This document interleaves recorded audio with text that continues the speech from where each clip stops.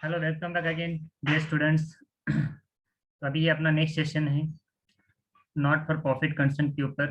Last lecture में हमने देखा था 51 प्रॉब्लम सॉल्व किया था। आज हम प्रॉब्लम सॉल्व करेंगे प्रॉब्लम नंबर 6, जो कि ये है स्टेट बोर्ड का बुक है।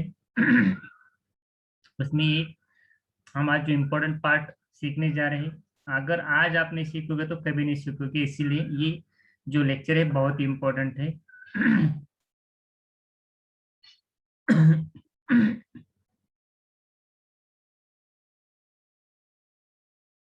चलिए स्टार्ट करते हैं ये प्रॉब्लम के साथ।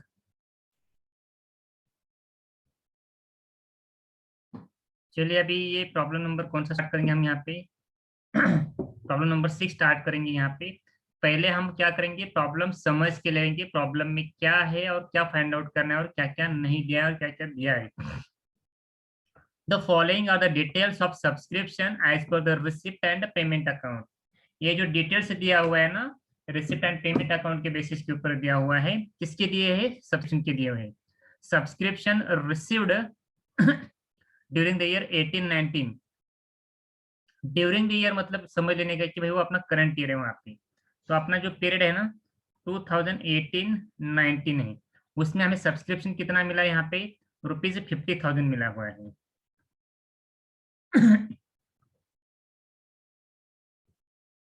₹50,000। Outstanding subscription 31 March 2018। अभी 18 मतलब ये प्रीवियस ईयर हो जाएगा, इसका 17-18 हो जाएगा। ये प्रीवियस ईयर का कितना है आउटस्टैंडिंग वहाँ पे? 10,000 है वहाँ पे। पहले ये समझ लीजिए कि करंट ईयर कौन सा है, प्रीवियस ईयर कौन सा है और नेक्स्ट ईयर कौन सा है। And A subscription outstanding 31 March 2019। तो ये करंट ईयर का ही क्या है वहाँ पे? आउटस्टैंडिंग है। ये आउटस्टैंडिंग है, कितना है वहाँ पे? 20,000 है। Subscription received in advance as on 31 March 2018 ₹15,000। जो 18 का है वो हमें 2018 में ही एडवांस में मिला हुआ है 15,000। एडवांस में मिला हुआ है यहाँ पे 18 में ही। 18 मतलब क्या है? 1 अप्रैल 2018। ठीक है, तो ₹15,000 है यहाँ पे। Then subscription received in advance as on 31 March 2019। मतलब 31 मार्च 2019 को एडवांस मिला है, लेकिन कौन से साल के लिए? 1 अप्रैल 2019 का ये ओपनिंग बैलेंस माना जाएगा अभी। मतलब नेक्स्ट ईयर 1920 का, 1920 का ओपनिंग बैलेंस रहेगा। Now you are required to show its a presentation of income and expenditure account for the following for the year 31 March 2019। चलिए अभी ये तो हमने समझ के ले लिया। अब हम क्या करते हैं, इसका वर्किंग नोट करते हैं। सबसे पहले वर्किंग नोट समझ में आना सबसे इंपॉर्टेंट है यहाँ पे।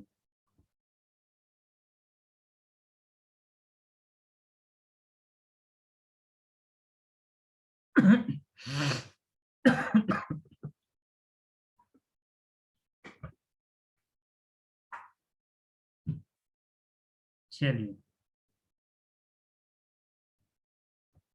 कहाँ तक है भैया वर्किंग नोट इसका?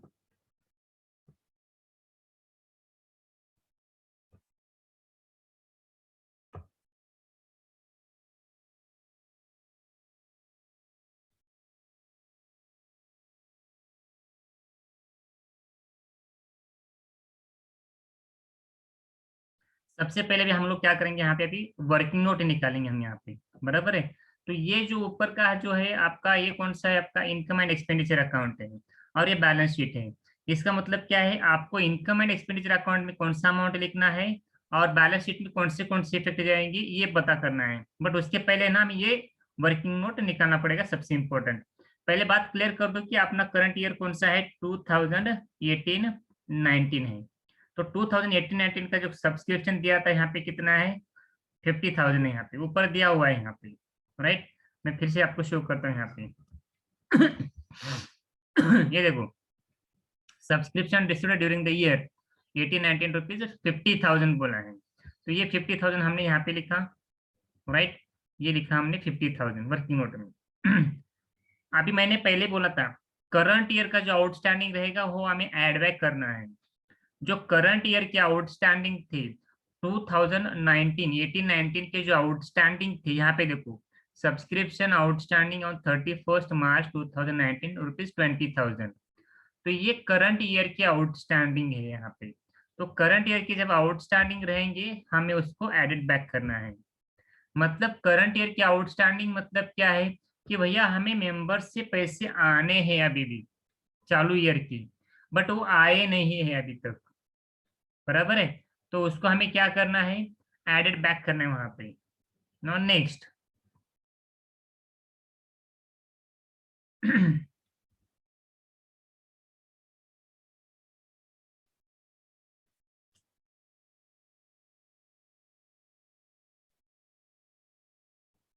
नेक्स्ट क्या देवा यहाँ पे, सब्सक्रिप्शन रिसीव्ड इन एडवांस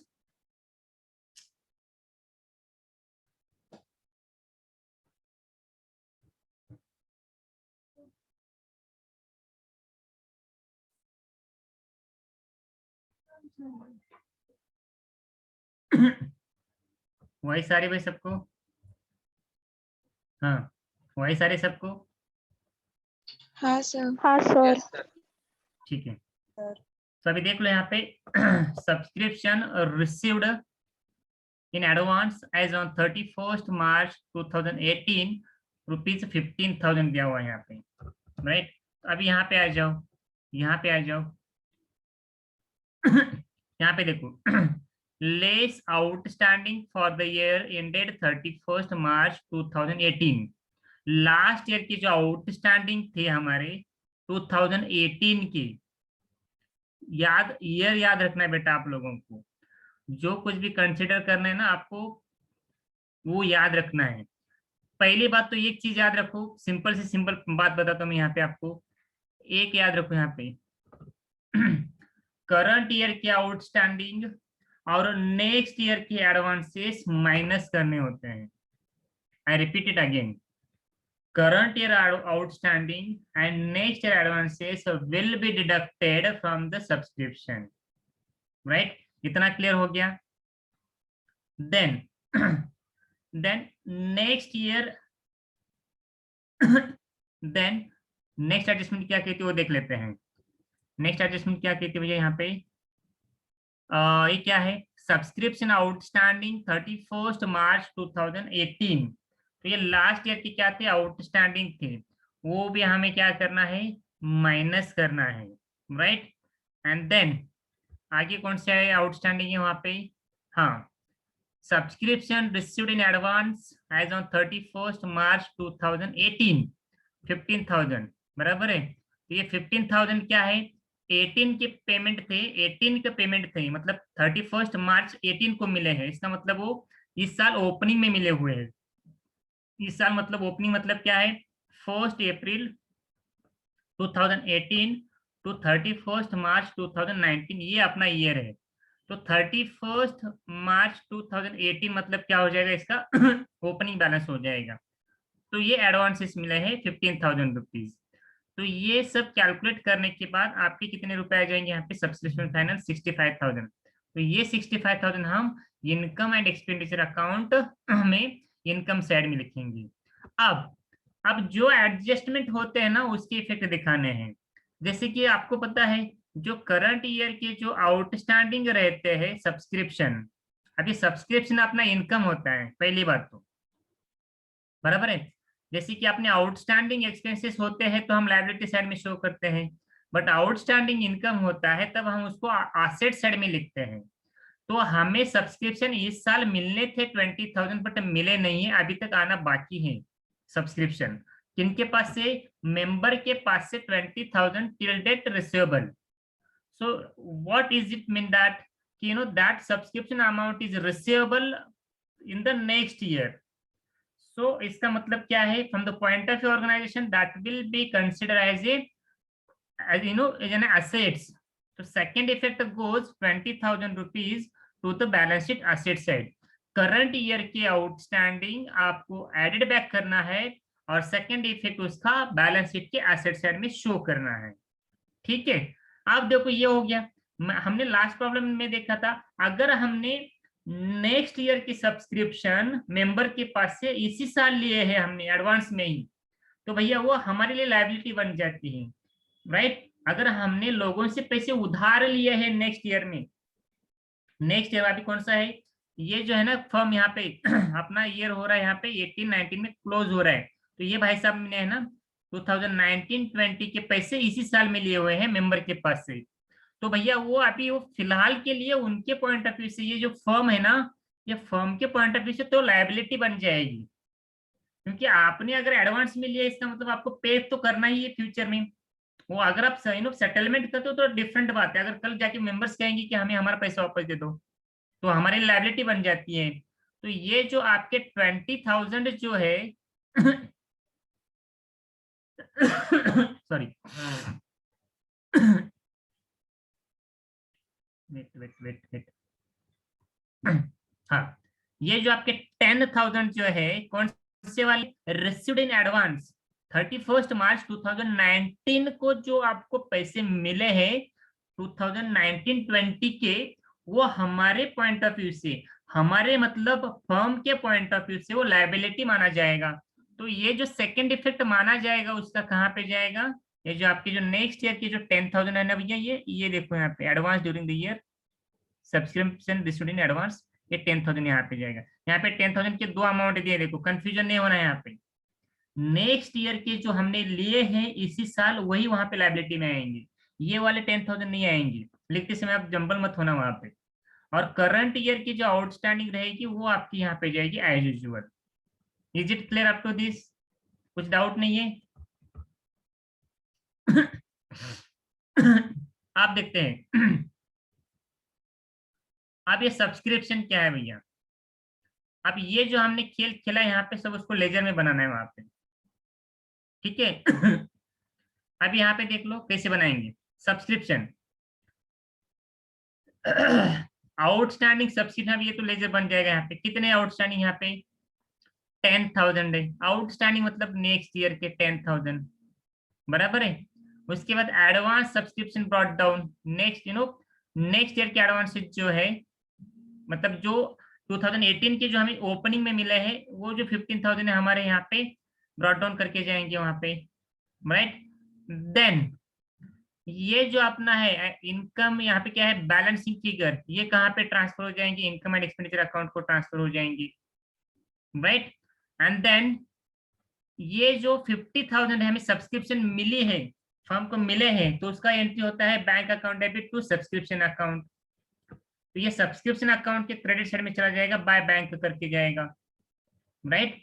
और ये जो है एडवांस से सब्सक्रिप्शन कैरिड डाउन, जो कि नेक्स्ट ईयर के जो है अभी वो कैरिड डाउन कर रहे हैं यहाँ पे, जो 2018 के थे वो हमने कैरिड डाउन कर दिए यहाँ पे। और outstanding subscription carried down 20,000, right. तो वो 20,000 जो है आपको वो भी ट्रांसफर करने हैं वहां पे ये वाले आउटस्टैंडिंग करंट ईयर की, तो ये ऐसा लेजर बनेगा इस बेसिस के ऊपर, ठीक है। तो आगे चलते हैं। अभी ये रहा आपका प्रॉब्लम, 7th वन प्रॉब्लम यहाँ पे, from the following receipt and payment account and additional information prepare income and expenditure account for the year ended 31 March 2019। ये पहले समझ के लिए कि अपना ईयर कौन सा है, राइट। ये पेमेंट साइड दिया है और ये रिसिप्ट साइड दिया है, इसका मतलब आपको यहाँ पे इनकम एंड एक्सपेंडिचर अकाउंट बनाना है। अगर क्वेश्चन में रिसिप्ट एंड पेमेंट अकाउंट का डिटेल्स दिया हुआ है तो आपको आंसर में क्या बनाना है, इनकम एंड एक्सपेंडिचर अकाउंट बनाना है। आउटस्टैंडिंग रेंट कितना है 200 है, सब्सक्रिप्शन इंक्लूडेड 1,000 कितना है, subscription received in advance and subscription outstanding for the current year, ये एडवांस में मिले हुए हैं और करंट ईयर की आउटस्टैंडिंग है। डेप्रिशिएट फर्नीचर 8% है, 50% एंट्रेंस फीस कैपिटलाइज करना है और 3,000 ये आपका क्या है कैपिटल फंड है। अभी देखो यहाँ पे आपको अगर यहाँ पे बैलेंस शीट बनाना है तो दोनों लेजर हमें ओपन करने पड़ेगी। आप देखो यहाँ पे मैं 1 बाय 1 एक्सप्लेन करूंगा, ध्यान से देखना है आप लोगों को यहाँ पे, ठीक है। आप देखो यहाँ पे ये बैलेंस ब्रॉट डाउन मतलब क्या होता है, कैश बैलेंस होता है, इसको हमें कैलकुलेशन में कंसिडर नहीं करना है, क्योंकि यहाँ पे जो बैलेंस कैरिड डाउन दिया है ना, यही बैलेंस आपका कहाँ पे जाएगा, बैलेंस शीट में, बैलेंस शीट में असेट साइड में चला जाएगा, कैश करके जाएगा वहां पे, ठीक है। आप देखो यहाँ पे सिंपल लॉजिक है भैया यहाँ पे, टू सब्सक्रिप्शन लिखा है, ये रिसिप्ट है, इसका मतलब फर्म के पॉइंट ऑफ व्यू से इनकम होता है, हम इधर लिखेंगे इनर कॉलम में 5000 बिकॉज इसके ऊपर यहाँ पे एडजस्टमेंट दिया हुआ है। ठीक है, देन डोनेशन लिखा है और ब्रैकेट में रेवेन्यू लिखा है, इसका मतलब ये बैलेंस शीट में नहीं जाएगा, इनकम साइड में जाएगा डायरेक्टली आउटर कॉलम में 5000। एंट्रेंस फीस 4000 दिया है, इसके ऊपर एडजस्टमेंट है, इसलिए हम इसको क्या करेंगे इनर कॉलम में लिखेंगे, by entrance fees inner column में लिखेंगे 4000। देन इंटरेस्ट रिसीव्ड है, वो इनकम है, तो डायरेक्टली हम यहाँ पे क्या करेंगे बाय इंटरेस्ट लिखेंगे, आउटर कॉलम में लिखेंगे। इस साइड के आइटम आपको इनकम साइड में लिखना है और पेमेंट साइड के आइटम एक्सपेंडिचर साइड में लिखना है, सिंपल फंडा याद रखना है, और बैलेंस शीट के आइटम बैलेंस शीट में ट्रांसफर करना है। अब सैलरी है यहाँ पे, तो ये एक्सपेंडिचर माना जाएगा, तो सैलरी हम पेमेंट एक्सपेंडिचर साइड में लिखेंगे। प्रिंटिंग एंड स्टेशनरी 1000 है, प्रिंटिंग एंड स्टेशनरी हम यहाँ पे लिखेंगे 1000। बाय कमीशन कितना है 500, तो बाय कमीशन हम 500 इधर लिखेंगे, राइट। देन रेंट कितना है 2000 है, इसके ऊपर एडजस्टमेंट है, तो ये जो रेंट है आपका यहाँ पे हम इनर कॉलम में लिखेंगे 2000। एक लाइन छोड़ दो और ब्रैकेट छोड़ दो वहां पे। इलेक्ट्रिक चार्जेस है 1500 रुपीज, ये आपको डायरेक्टली आउटर कॉलम में लिखने हैं क्योंकि एडजस्टमेंट नहीं है उसके ऊपर। अब ये देखो ये फर्नीचर है आपका यहाँ पे, तो ये भैया एसेट्स मानी जाती है, तो ये जो फर्नीचर है ना आप एसेट साइड में लिख सकते हो यहाँ पे फर्नीचर करके 8000 इनर कॉलम में, क्योंकि उसके ऊपर एडजस्टमेंट है इसलिए। ठीक है, और ये 3000 क्या है? अभी देखो ये अपना पूरा ये 1000 जो है अपनी कैश बैलेंस माना जाएगा, तो ये बैलेंस शीट में एसेट साइड में जाएगा, 1000 रुपीज कैश करके जाएगा। ओपनिंग कैश बैलेंस की एंट्री नहीं करना है हमें वहां पे, क्लोजिंग कैश बैलेंस जो होता है उसी की एंट्री हम बैलेंस शीट में करेंगे फाइनल अमाउंट करके। ठीक है, अब आपके दिमाग में एक सवाल आएगा सर ओपनिंग की एंट्री क्यों नहीं करना है? वो ओपनिंग की एंट्री इसलिए नहीं करना है क्योंकि अपना जो साल चालू होता है 1 अप्रैल 2018 को चालू हो रहा है और खत्म कब हो रहा है 31 मार्च 2019 को हो रहा है, और बैलेंस शीट की जो फिगर्स होते हैं एज ऑन होते हैं, मतलब उस दिन में कितना बैलेंस था किस चीज का, तो उसका हमें डिटेल्स वहां पे रिकॉर्ड करना होता है। जो ओपनिंग में था उसको हम कंसिडर क्यों करेंगे भैया? अगर हमारे पास क्लोजिंग बैलेंस दिया हुआ है उसका कैश का, तो वो क्लोजिंग बैलेंस ही हम यहाँ पे रिकॉर्ड करेंगे, क्योंकि हम बैलेंस शीट कब क्लोज करने जा रहे हैं यहाँ पे 31 मार्च 2019 को क्लोज करने जा रहे हैं। तो 31 मार्च 2019 का जो क्लोजिंग बैलेंसेस रहेगा वही हमें यहाँ पे बैलेंस शीट में कंसिडर करना है कैश के तौर के ऊपर। ठीक है, अब आगे चलते हैं, एडजस्टमेंट नंबर 1। आउटस्टैंडिंग रेंट कितना है यहाँ पे 200 रुपीज है यहाँ पे, तो भैया अपना फाइनल अकाउंट की तरह इसको क्या करना है, रेस्पेक्टिव रेंट में क्या करना है, ऐड आउटस्टैंडिंग रेंट करना है। पहले के कितने थे 2000, अभी कितने हो गए 200, 2000 प्लस 200 आउटर कॉलम में 2200 हो गए। अब इसका जो सेकंड इफेक्ट है 200 का, ये जाएगा बैलेंस शीट के लायबिलिटी साइड में जाएगा, 200 रुपीज का इफेक्ट जाएगा बैलेंस शीट के लायबिलिटी साइड में जाएगा, यहाँ पे देख लो आउटस्टैंडिंग रेंट करके जाएगा बैलेंस शीट लायबिलिटी साइड। अब जो नए स्टूडेंट्स हैं उनके दिमाग में सवाल रहेगा कि इसको लायबिलिटी साइड में क्यों ये करना है? भैया एक बात समझ के ले लो आप लोग, आपका जो साल था ना 1 अप्रैल 2018 को चालू हो गया था और 31 मार्च 2019 को क्लोज हो गया, तो ये पूरे 12 महीने के लिए आपका रेंट आया था 2200 रुपये आया था। बट आपने कितना पेड किया है अभी तक? खाली 2000 किया है, मतलब अभी भी आपको क्या है 200 रुपये पेड करना है, पेबल है वो, अभी पेड नहीं करना है, मतलब पेबल है, पे करना है आपको, देना है। 2200 में से तो आपने ऑलरेडी पेड कर चुके हैं, बट 200 अभी तक आपने पेड नहीं किए हुए हैं, वो पेबल है, इसलिए उसको आउटस्टैंडिंग माना जाता है। तो इसीलिए सेकंड इफेक्ट जो है ना आपका 200 का आपका कहाँ पे जाएगा, बैलेंस शीट की लायबिलिटी साइड में आउटस्टैंडिंग रेंट करके जाएगा। पहला इफेक्ट हमने यहाँ पे ऐड कर दिया, दूसरा इफेक्ट हमने बैलेंस शीट के लायबिलिटी साइड में शो कर दिया। ये हो गया आपका रेंट का एडजस्टमेंट। अब आते हैं हम लोग यहाँ पे सब्सक्रिप्शन की तरह आ जाते हैं हमने यहाँ पे। यहाँ पे देखो subscription includes 1000 as subscription received in advance.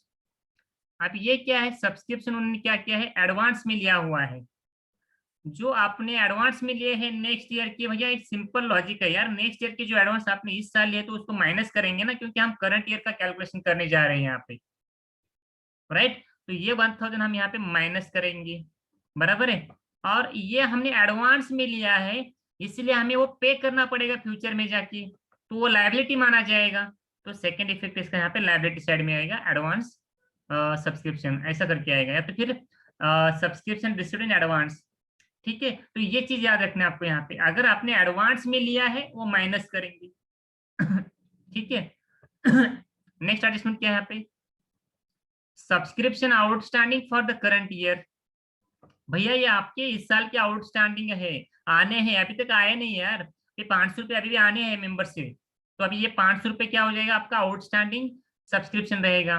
तो 5000 minus 1000 it comes 4000, 4000 plus 500 it comes 4500 in right in outer column.